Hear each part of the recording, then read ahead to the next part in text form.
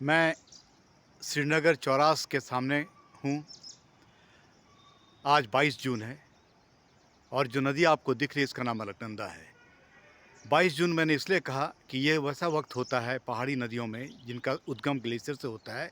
इनके दोनों part melt water के कारण भरे हुए होते हैं, परंतु जैसे आप देख सकते हैं इस नदी का स्वरूप काफ़ी छिछला है। कारण ये कि इसके ठीक मोड़ के आगे एक बैराज है जिसको श्रीनगर बैराज के नाम से भी जाना जाता है।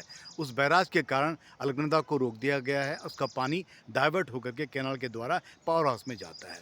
एक प्रश्न खड़ा हुआ जब इस तरह के बैराजेस बनने लगे, हमने एक सवाल खड़ा किया कि कितनी मात्रा में पानी इस बैराज के नीचे अविरल ढंग से बहना चाहिए जिससे कि इसकी एक्वेटिक बायोडाइवर्सिटी सस्टेन हुए।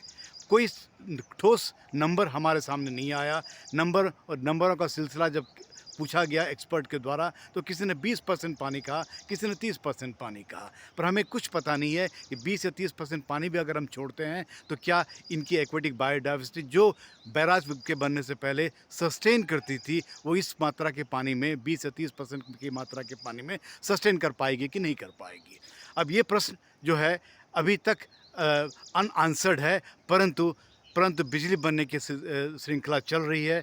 आप उसका नतीजा ये है कि आज उत्तराखंड में bumper to bumper hydro power project इस तरह के बैराजेस के द्वारा बनाए जा रहे हैं, जिसका संज्ञान ऑनरेबल सुप्रीम कोर्ट ने भी 2013 की त्रासदी के बाद लिया था और हमसे पूछा था, यानी कि जो लोग हाई पावर कमेटी के मेंबर थे उसमें एक मैं भी था, कि ये बताइए कि ये इन बम्पर से बम्पर बैराजेस के द्वारा क्या 2013 की त्रासदी में कोई असर पड़ा था। और हम इस निष्कर्ष पे पहुंचे थे कि सर्टेनली यस, इनके द्वारा इनमें जो फोर्स एम्प्लीफिकेशन बाढ़ के पानी का हुआ था वो तो बढ़ा ही था, परंतु इसके साथ हमने एक सवाल खड़ा किया था कि हमें ये नहीं पता है कि हिमालय की नदियों की एक्वेटिक बायोडाइवर्सिटी जो बहुत ही क्रिटिकल होती है उसको सस्टेन करने के लिए बैराजेस के नीचे कितना पानी छोड़ना चाहिए, उसका जवाब आज तक हमारे पास में नहीं है। मुझे उम्मीद है इस छोटे से वीडियो के द्वारा कुछ लोग इस सवाल को खड़ा करेंगे और इन नदियों को फिर से जीवित करने का प्रयास करेंगे।